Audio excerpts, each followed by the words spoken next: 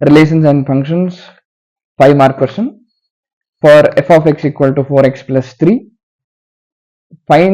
show that f is invertible and find the inverse of f. If f should be invertible, the function should be both 1, 1 and onto.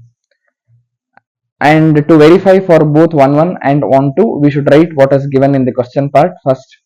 F from n to y, f from n to y, and function f of x equal to 4x plus 3, and x belongs to, for all x belongs to n. So all these three conditions should be mentioned when we are verifying for both 1, 1 as well as onto. I repeat, f from n to y, f of x 4x plus 3, for which we are determining the inverse, and for all x belongs to n. These are all the parts of the question.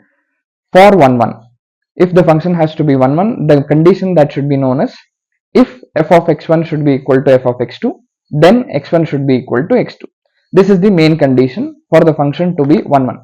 If f of x1 is equal to x2, f of x2, then x1 should be equal to x2.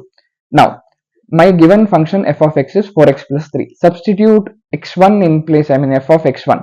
So f of x1 will be 4x1 plus 3, and f of x2 will be 4x2 plus 3. So f of x1 is equal to f of x2. 4x1 plus 3 is equal to 4x2 plus 3. 3 will get cancelled. 4x1 is equal to 4x2. 4 also will get cancelled. So you will be left with x1 is equal to x2. So the condition, if f of x1 equal to f of x2, then x1 is also equal to x2. Therefore f is 1, 1. So therefore we have verified that the function is 1, 1. Next, for onto, again write the given part. From f from n to y, for all x belongs to n, and provided f of x should be equal to y. We should check f of x, whether f of x is equal to y or not. What is f of x? Once again, it is 4x plus 3. So 4x plus 3 is equal to y.